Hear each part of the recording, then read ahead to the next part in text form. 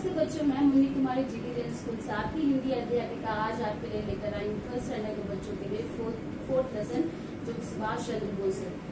बच्चों, सुभाष चंद्र बोस हमारे देश के प्रमुख नेताओं में से एक है। जैसे कि आप सब जानते हैं कि हमारा देश पहले गुलाम था।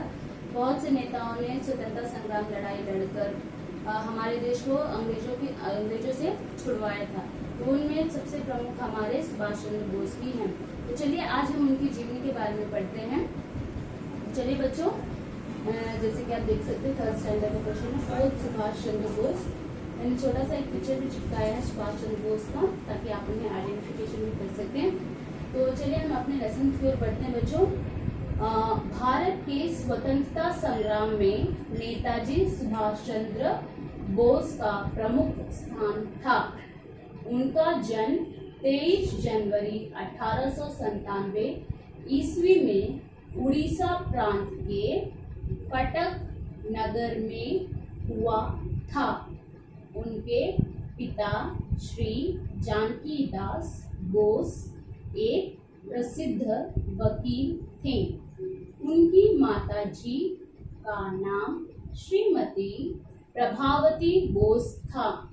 उनकी प्राथमिक शिक्षा कटक में हुई। उच्च शिक्षा के लिए कोलकाता चले गए। तो बच्चों, फर्स्ट पैराग्राफ में आपको दिया गया है कि भारत के स्वतंत्रता संग्राम, यानी भारत के स्वतंत्रता संग्राम मतलब स्वतंत्र मतलब आजादी और संग्राम मतलब लड़ाई। आजादी की लड़ाई में हमारे सुभाष चंद्र बोस जी का एक प्रमुख स्थान है, प्रमुख जगह है, खास स्थान है। और उनका जन्म 23 जनवरी 1897 जो इंग्लिश में बोला जाता है 23 जनवरी 1897 में हुआ। कहाँ हुआ है? उड़ीसा प्रांत के कटक नगर में। उड़ीसा जगह है, उड़ीसा एक जगह का नाम है, उड़ीसा प्रांत के कटक नगर में हुआ है, कटक शहर में हुआ है। और उनके पिताजी का नाम श्री जानकीदास बोस था।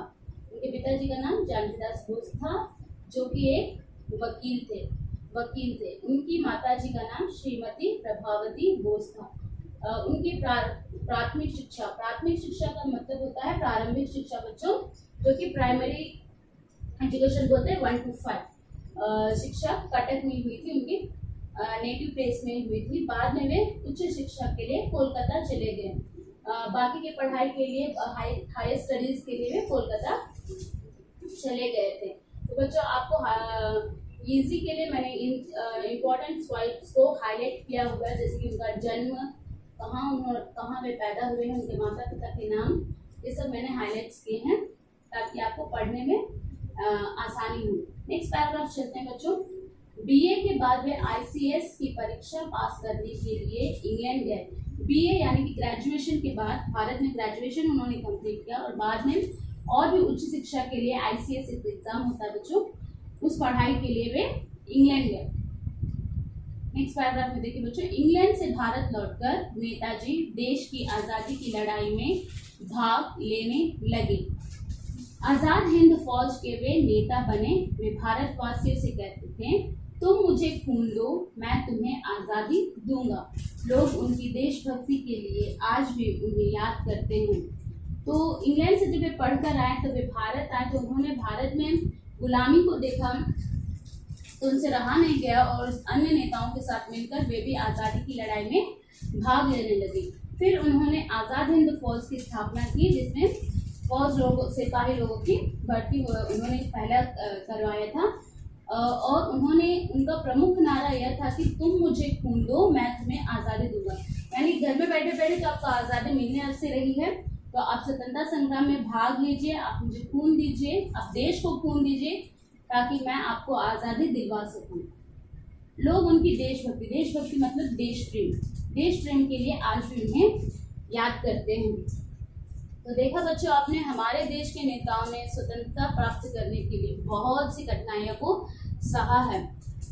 वे कई बार जेल गए, अंग्रेजों की मार सहे, इस तरह उन्होंने बहुत सारे कष्ट सहन किए हैं। पर आज हमारा देश एक आज़ाद मुल्क है, जिसमें हम आसानी से कहीं भी आ जा सकते हैं। सबको अपने अपने काम करने की पूरी आज़ादी दी गई है। पर बच्चों, आज हमारा देश हमसे क्या मांग रहा है कि हम अपने घरों में रहें, सुरक्षित रहें, ताकि हम अपने देश को सुरक्षित बना सकें। तो ये हमारा देश में व्यक्त करने का एक तरीका तरीका भी हो सकता है। तो बच्चों आप खुद भी घर में रहिए, अपने माता पिता को भी घर में रहने दीजिए, उन्हें बाहर जाने के लिए मजबूर मत कीजिए कि मुझे ये चाहिए, वो चाहिए, मुझे ये इस दुकान में चाहिए, आप ये लेकर आइए, उस तरह की जिद ना करें और अपने घर में सुरक्षित रहें। तो ये था हमारा लेसन जो कि देशभक्ति की भावना को प्रेरित करता है। बच्चों बचपन से ही देशभक्ति की भावना जागृत होनी चाहिए, अपने देश के प्रति सम्मान, देश में एकता और अखंडता के लिए हमें हमेशा कार्यरत रहना चाहिए। दूसरों के प्रति हमें कोई भी गलत बात नहीं बोलनी चाहिए, क्योंकि हमारा देश अनेकता में एकता का देश है। बहुत से जाति धर्म के लोग रहते हैं, ऑफकोर्स हमारे स्कूल में भी अनेक जाति धर्म के लोग रहते हैं। तो हमें किसी भी जाति या धर्म के बच्चों का गलत मजाक नहीं उड़ाना चाहिए, क्योंकि इससे हमारे देश के एकता अखंडता पर प्रभाव पड़ेगा। तो ये हो गया हमारा लेसन। अब हम चलते हैं अपने लेसन से जुड़े कठिन शब्दार्थ की ओर। तो चलिए बच्चों हम देखते हैं कठिन शब्दार्थ। तो बच्चों हमने सुभाष चंद्र बोस लेसन का अच्छे से अध्ययन कर लिया। अब बारी है कि हम उस पार्ट में आए कठिन शब्दों के अर्थ भी जान लें। बच्चों कठिन शब्दों के अर्थ जानने के लिए प्लीज अपने नोट और कलम उठा लीजिए, पेंसिल उठा लीजिए और जो भी शब्दार्थ दिए जा रहे हैं या फिर जो भी इम्पोर्टेंट पॉइंट्स आपको दिए जा रहे हैं उसे नोट डाउन कीजिए, क्योंकि केवल वीडियो सुनने और देखने से ये पर्याप्त नहीं होगा। आपके दिमाग में रजिस्टर तभी होगा जब आप उसे एक जगह लिख लेते हैं, एक कॉपी में लिख लेते हैं, उसे बार बार पढ़ते हैं, तब वो आपके दिमाग में रजिस्टर हो जाएगा। चलिए हम चलते हैं शब्दार्थ की ओर। तो जैसे कि बच्चों आप देख सकते हैं कि मैंने लिखा हुआ सुभाष चंद्र बोस लेसन और हमारा फर्स्ट रोमन लेटर है शब्दार्थ मीन्स। तो फर्स्ट वर्ड है हमारा स्वतंत्रता। स्वतंत्रता जिसका अर्थ होता है आजादी। आजादी। बच्चों ज के नीचे एक छोटा सा बिंदी लगा हुआ है जिससे इसका उच्चारण ज हो जाता है। आजादी, स्वतंत्रता, आजादी। इंग्लिश में इसका अर्थ होता है फ्रीडम। नेक्स्ट हमारा सेकंड है प्रांत। प्रांत इसका अर्थ होता है राज्य। राज्य। प्रांत राज्य। इसका अर्थ होता है स्टेट।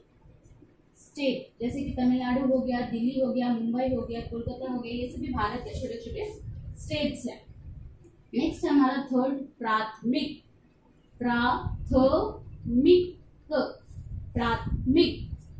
इसका अर्थ होता है प्रारंभिक।